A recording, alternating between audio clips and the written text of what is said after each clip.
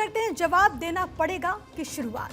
कर्नाटक के हुबली में 18 अप्रैल को फयाज नाम के शख्स ने नेहा हिरेमत पर कॉलेज कैंपस के अंदर घुसकर चाकू से ताबड़तोड़ वार कर हत्या कर दी। नेहा एमसीए की छात्र थी, जबकि फयाज उसका पहले का क्लासमेट था। ये सीसीटीवी वीडियो जो सामने आया वो आपकी टीवी स्क्रीन पर बताया गया कि फयाज और नेहा रिलेशनशिप में थे, लेकिन नेहा ने फयाज से दूरी बनानी शुरू कर दी थी, जिस कारण फयाज बुरी तरह से भड़क गया था। ये एक पहलू है, क्योंकि इस पूरे मामले में अलग अलग एंगल सामने आ रहे हैं। एक तरह से हम कहें तो नेहा इसके बाद बात नहीं करना चाहती थी। फयाज को ये बात नागवार गुजरी तो उसने कई दफा नेहा से बात करने की कोशिश की, लेकिन बात नहीं बनी। आखिर में संकी आशिक ने नेहा की हत्या कर दी। नेहा हिरेमत की हत्या का मुद्दा कर्नाटक में इस वक्त गरमाया हुआ है। कई लोग ऐसे हैं जो कि इसको लव जिहाद से जोड़ रहे हैं। नेहा के जो पिता हैं वो कांग्रेस पार्टी से ताल्लुक रखते हैं, कांग्रेस के पार्षद हैं। उनका कहना है कि पहले ये दोनों रिलेशनशिप में नहीं थे, इनके बीच कुछ भी नहीं था, ये लव जिहाद का मामला था। लेकिन इस पूरे मामले में सियासी वार पलटवार का दौर जारी है। कोई इसे लव जिहाद का नाम दे रहा है तो कोई इससे इनकार कर रहा है। लेकिन इस वार पलटवार के दौर में सवाल ये उठता है कि आखिर कर्नाटक की बेटी नेहा को इंसाफ कब मिलेगा। आज इसी पर होगी चर्चा, जिसमें हमारे साथ कुछ खास मेहमान भी जुड़ेंगे। लेकिन इस मर्डर केस का जिक्र प्रधानमंत्री नरेंद्र मोदी ने भी अपनी एक चुनावी रैली में किया। उन्होंने इस दौरान क्या कहा वो आपको सबसे पहले सुनवा देते हैं। यहाँ हमारी बेटियों पर हमले हो रहे हैं, बाजारों में बम फूट रहे हैं, भजन कीर्तन सुनने पर भी हमले हो रहे हैं। ये सामान्य घटनाएं नहीं है और इसलिए मैं बेंगलुरु के और कर्नाटका के भाइयों से आग्रह करूंगा, ये कांग्रेस से बहुत अलर्ट रहना है। नेहा मर्डर केस को लेकर के भारतीय जनता पार्टी ने आज एक प्रेस कॉन्फ्रेंस भी की थी और इसमें भी कांग्रेस सरकार को आड़े हाथों लिया गया कि ये जो हमारी बहन थी नेहा, इसके पिता कांग्रेस पार्टी में कॉरपोरेटर हैं। और आप ये देखिए कि आज नेहा के पिताजी स्वयं कह रहे हैं कि मुझे कर्नाटका में जो तुष्टीकरण करने वाली कांग्रेस सरकार है, इस पे भरोसा नहीं है। अगर आज ये कहा जाए जंगल राज कैसा होता है,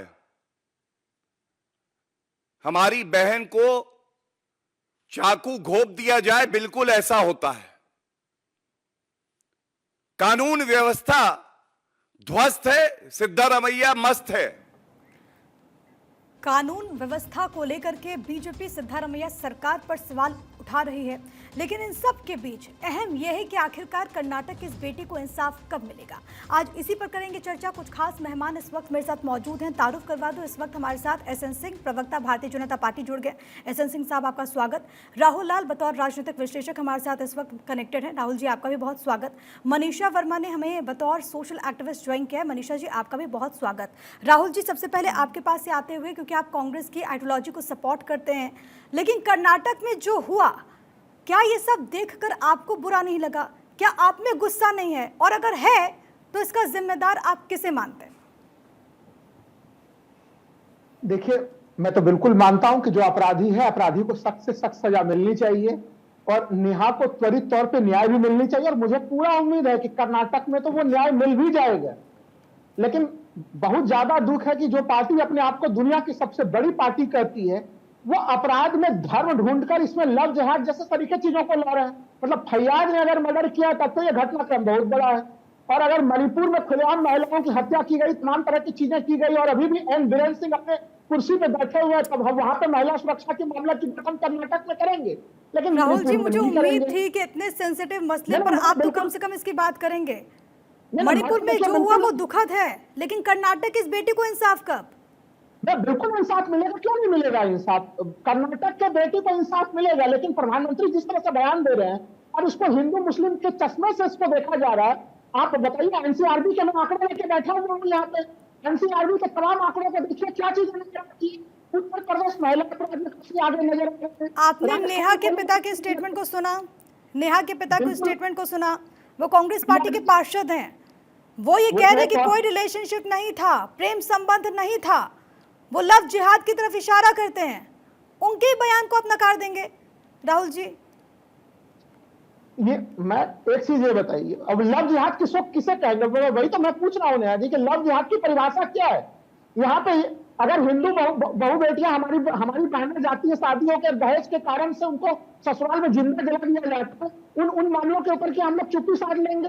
नेहा को भी उसके साथ भी न्याय होना चाहिए, उत्तराखंड में अंकिता भंडारी के साथ भी न्याय होना चाहिए, जहां भारतीय जनता पार्टी के नेताओं ने उनके साथ जो है तमाम तरह की चीजें, उनकी हत्या करा दी और बाद में न्याय दिलाने के लिए सबूत मिटाने के नाम पर बुलडोजर चला के घर भी तोड़ दिया।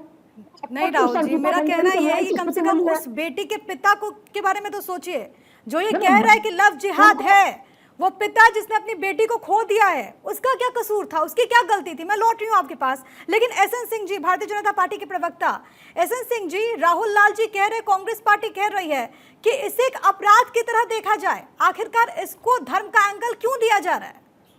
नहीं प्रिया जी, निश्चित तौर पे अपराध को अपराध की तरह देखा जाना चाहिए, लेकिन कांग्रेस यही कार्य तो नहीं करती।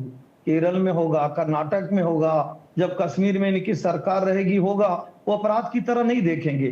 चाहे बेशक नेता उनकी पार्टी का ही हो, बेशक बहन भारत की ही रहने वाली हो, वो तुष्टीकरण उनके लिए ज्यादा पसंद है और मुझे लगता है अपराधियों के साथ इस तरह से देने लगते हैं। आप देखिए, अभी संदेश खाली में पूछेंगे इनके राष्ट्रीय अध्यक्ष से तो कहेंगे नहीं ये छोटी घटना है। कर्नाटक में पूछेंगे तो वहां के गृह मंत्री का भी बयान आता है, वहां के मुख्यमंत्री का भी बयान आता है। संवेदना नहीं व्यक्त करेंगे, कार्रवाई की बात नहीं करेंगे। कार्रवाई की बात राहुल जी भी नहीं करेंगे, राहुल लाल जी भी नहीं करेंगे कि भारतीय जनता पार्टी की जहां सरकार होती है। अरे भाई सभी बहने मैं यही पूछा जा रहा राहुल जी मैं आपके बीच में इतनी छोटी सी चीजें पूछी जा रही है कि आज तक कांग्रेस क्यों नहीं धर्मांतरण पे कुछ बोलती है, लव जिहाद पर क्यों नहीं बोलती है? क्यों वो भारतीय जनता पार्टी का मसला हो जाता है, भारत का मसला हो जाता है? ऐसी घटनाओं को क्यों अंजाम दिया जाता है? वो कह रहे हैं कि इसका प्रूफ क्या है? वो तो जांच के बाद, इन्वेस्टिगेशन के बाद ना तमाम चीजें क्लियर हो जाएंगी। अच्छी बात है, नहीं प्रिया जी अच्छी बात है, जांच होनी चाहिए और जांच के बाद कार्रवाई होनी चाहिए। लेकिन आप देखे होंगी इसके 2 महीने 1 महीने पहले कोई आदमी हनुमान चालीसा बजाता है, वहां भी आके उसका गला काट दीजिए, उसकी पिटाई कर दीजिए। राजस्थान में जब सरकार जवाब दूंगी, ठीक है, मैं इस पर जवाब दूंगी राहुल लाल से, लेकिन हमारे साथ क्योंकि मनीषा वर्मा भी मौजूद है। एक सवाल पूछूंगा प्रिया जी, राहुल जी से सवाल जरूर पूछिएगा कि कांग्रेस के लोग तुष्टीकरण का कार्य क्यों करते हैं? ठीक है मुझे सर एक मिनट, मुझे बहस में मनीषा जी को बताने दीजिए क्योंकि एक मिनट राजनीतिक बहस तो चलती रहेगी सर, लेकिन समाज में अगर ऐसा हो रहा है तो वो बहुत चिंता का विषय है। एक मिनट, दोनों रुक जाइए। मनीषा जी को मुझे इसको जोड़ने दीजिए।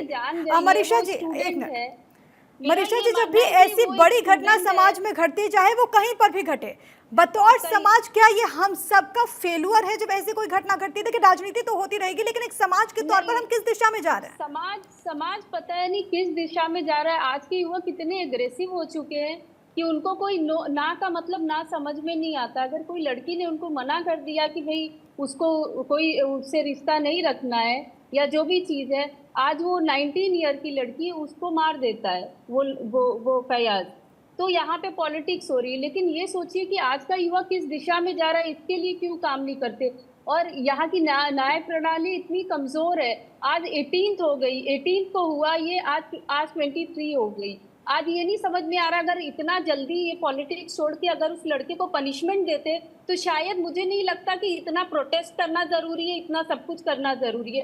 हमारी न्याय प्रणाली बहुत कमजोर है, इसको फास्ट ट्रैक बोलेंगे, ये बोलेंगे, लेकिन उसको तुरंत पनिशमेंट देना चाहिए। मेरा मानना ये है, जो इतनी ब्रूटल और इतनी खराब चीजें मार देता है, स्टबन कर देता है, और उस वक्त इंसान को ये समझ में नहीं आ रहा है कि किसी की हत्या हुई है, तो उस पर हमारा जो सोच है वो बहुत स्ट्रेट होना चाहिए कि उसको पनिशमेंट मिलनी चाहिए जल्द से जल्द।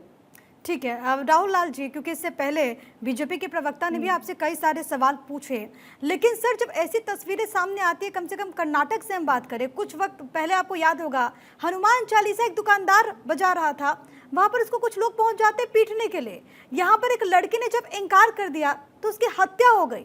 इतनी नफरत कहां से आ रही है? देखिए, वही दो तो तीन मामले समाज यहाँ का पे जो प्रिया जी व्यू देखनी है। पड़े। प्रिया जी, नंबर वन चीज, एक तो देखिए जो हमारे समाज का पुरुषवादी मानसिकता का ढांचा है, मैं मनीषा जी की इस बात से सहमत हूं कि लड़कों को ना सुनने के लिए तैयार रहना चाहिए इस प्रकार की चीजों में, और जो भी इस प्रकार के संबंध बनते हैं वो सहमति के साथ बनता है। नंबर टू, ये जो विभाजन देख रहे हैं ना कि ये प्रथम चरण के चुनाव अभी संपन्न हुआ, भारतीय जनता पार्टी काफी बुरी तरह से फंस गई है। कानून व्यवस्था की बात हो रही भाई, कानून व्यवस्था की बात राहुल जी हो रही है। आप कानून व्यवस्था पे तो सर, चर्चा ऐसा करिए आप कि तो कर्नाटक उम्मीद में हम क्या हो करते रहा है, हैं कि कम से मुख्यमंत्री कम को रिजाइन सियासत नहीं करना होनी चाहिए कि नहीं चाहिए। करना मैं चाहिए। लौट रही हूँ, आप तीनों के पास हम लौटेंगे।